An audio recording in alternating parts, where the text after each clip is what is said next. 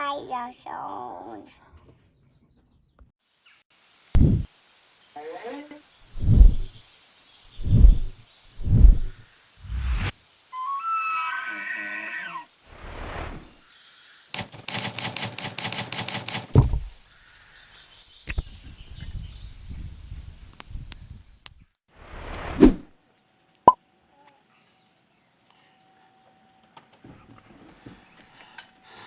Good morning. We are headed out today. Today is the day we're packing up and we're going home. Well, starting the trek home. It's going to be a 3-day drive home. Taking our time, going to try to see some cool stuff. Prolonged vacation as long as we can. But yeah, it's another very nice morning here right outside of Yellowstone. Hate to be leaving here. Did so much prepping and planning for this trip. Kind of feels not real that it's coming to an end, but it is, and we're gonna make the best of it. So here we go.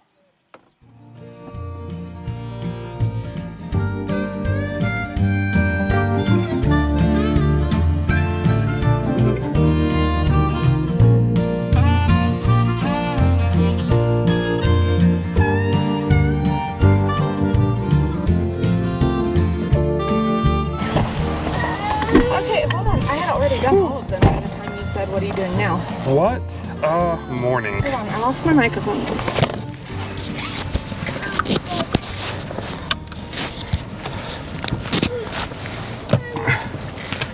We're ready whenever you guys are.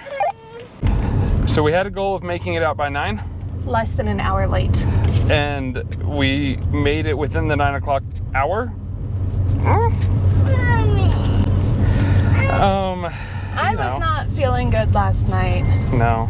So I laid down and Emmeline, we will get it in just a second when we stop at a stop sign. I ended up laying down as soon as we got back to the camper at like 7:15, 7-ish.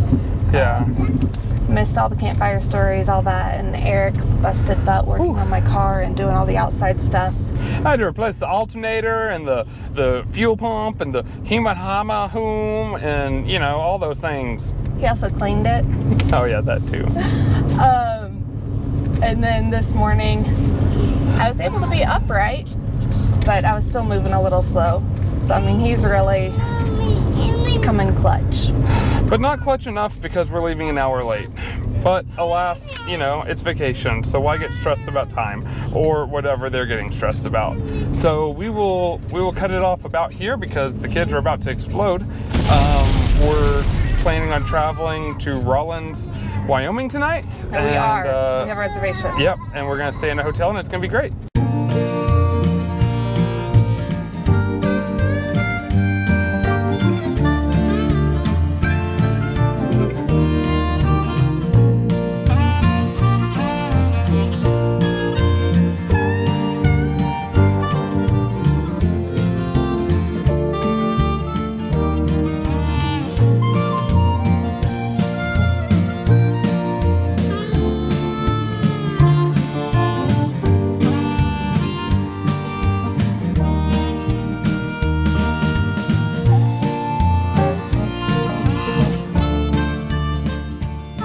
Picnic time! Pizza time, picnic time. Picnic time! Princess time. Princess time. We just got done with the picnic lunch. Grammy, Granddaddy, all of them. It was at like Lakeview picnic area here in the Tetons. On our way out of the area, we went through Yellowstone, south through Tetons. And now we're going to be headed out to Rawlins. Beautiful view, very fun. You could tell it was the last meal or the last couple days of vacation because the picnic lunch was hodgepodge. I had pizza, a peanut butter jelly sandwich. Girls had cheese cubes, and yeah, just kind of mixed it all together. I think Stephanie had pizza. Annabelle had a PB&J sandwich as well. I don't know that we broke out any of the summer sausage and crackers, but we did have the cheese. So yeah, just hodgepodge, put it all together, made it a lunch. So that's what we did. Now we're gonna head out, and yeah, we've got several more hours in the car. Hopefully we can make some decent time, because I don't want to roll into Rollins too late, but it's starting to look that way because it's already late afternoon now. So yeah, so here we go.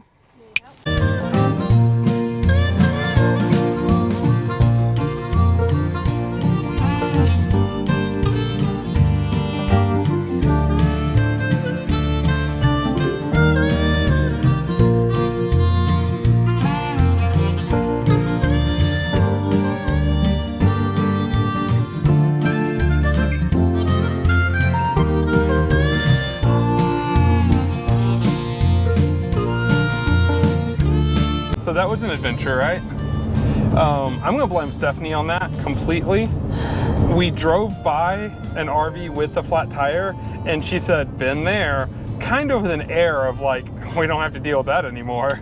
I meant it like, been there, done that. I'm glad we're not doing that. And I mean, it wasn't more than 5 miles down the road, if that, that we had a blowout. Just shrapnel everywhere. Huge mess. Stephanie walked back to the remains on the road just also, to it was see. a lot further of a walk than I was expecting. It's on a long straightaway, so she was like, "I'll be right over there and back." And in the time she left and was walking back, Mark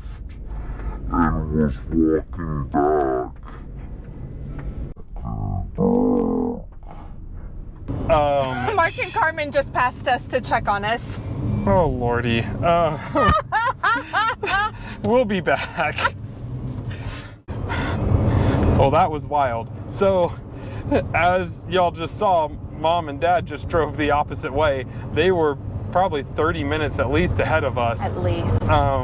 And so Stephanie was headed back to go get the tire. Yeah. And in the middle of the road. And as I'm walking that way, I found a patch with cell service, because we've not had any. And I mean, it was like a 20-yard patch with service. That was all. And so I called Carmen just to give her a heads up of, you know, hey, just so you know, we've got a flat, we're on the side of the road. Hold on real quick. If it was only 20 yards, you said the call lasted 2 minutes. That's some slow walking. Okay. Maybe it was a little bit bigger than 20 yards. It was not big. No. It did not reach all the way from the tire to our camper. So I'm talking to Carmen, and then I get up to the tire and I look, there's cars coming towards me, but I was like, okay, if I run, I can get out in the middle of the road, I can get this tire, and I can get back before the cars come. So with a bit of panic in my voice, because Sure. I'm about to run out in front of cars to pick up a tire with cars coming 70 miles an hour, not knowing also how pokey that daggone tire was going to be. I love my wife. She sees the tire, she thinks, oh, that's not far. It was far. She thinks, I'm going to get it. It's heavy and pokey, because it's the entire section, like, yeah. And yeah. It was really pokey. I kind of picked it up, dropped it, and then thought, cars are getting closer, and picked it back up. Some of this we don't need to hear. But when I decided to run out in the road, I told Carmen, hold on just a minute. And I ran out in the road and lost service immediately. So last thing Carmen hears is, I'm going to run out in the road and hold on a second. And then the call ends. And she never hears back. Madeline, you have no idea how lucky you are. So in the time Stephanie's gone, two people pull up. One guy and his family pulled up. They were driving and saw us and pulled over to ask if we needed help. The lady across from the street, like the lady that lives across the street from our blowout, was leaving to go into town, and so she rolled down her window to see if she could help. Ultimately, the lug wrench for the car didn't fit the lug nuts on the camper. It was on my list of things to do. If you don't know technical terms, that's the lug nut loosener. Yes, that's what Stephanie called it just now to my dad.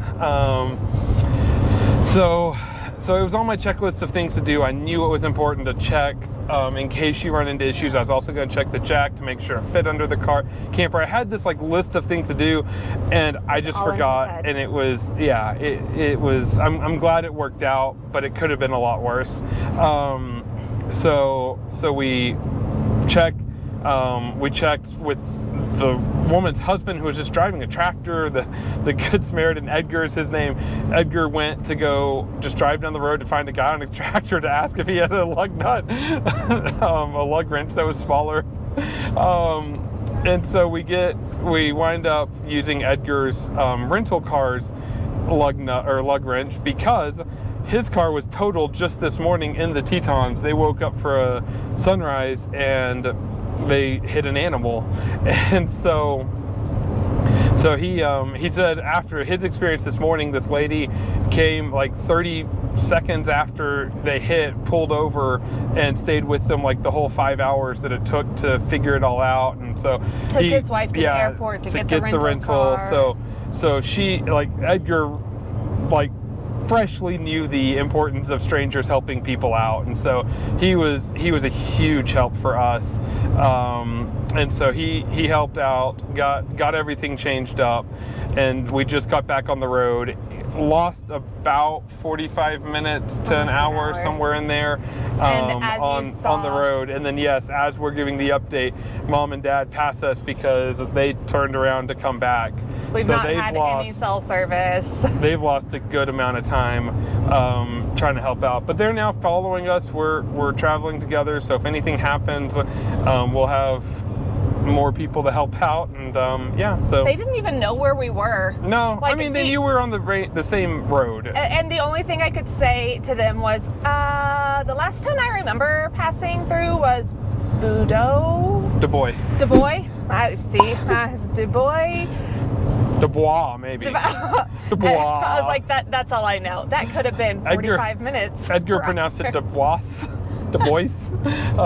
So anyways, it's been an adventure. I know this update's gone long. Luckily, we've been able to splice together some cool pictures and videos and stuff, because we actually did take stuff. The girls got about an hour of time to stretch their legs and which I was planning on. Here, stretch your legs, get out of the car. It turned into, well, fair enough, Annabelle peeing and then taking a massive dump, and Emlyn rummaging through the chip bags.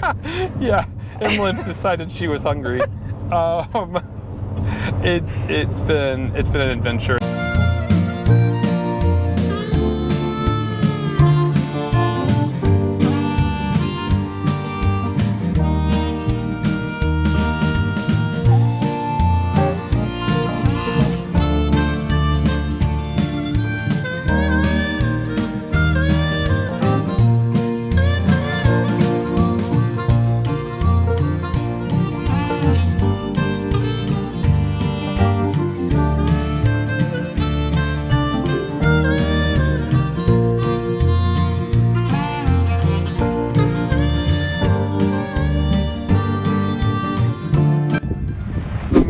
When you realize you've been out Whataburgered on hotels.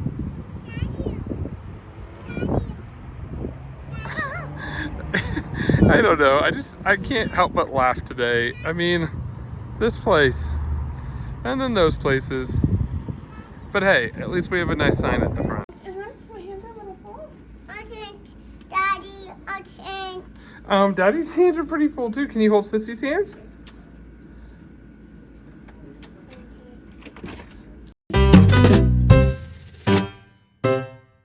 Annabelle, did you put the baby on the floor?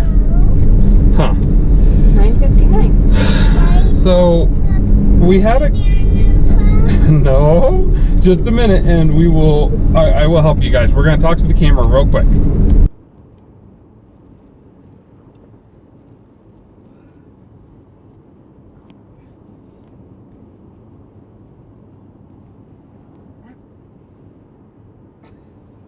This is the worst video ever.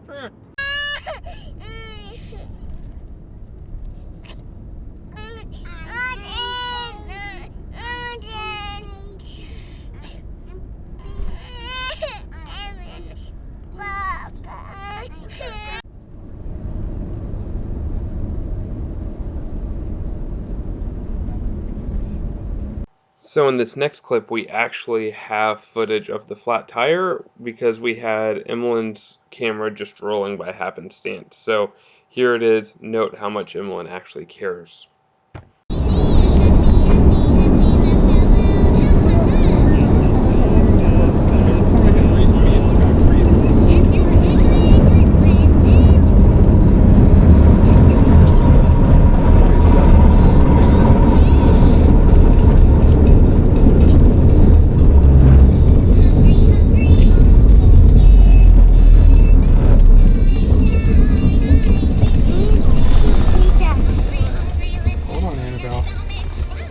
Are we able to get more off the road because it's on that side?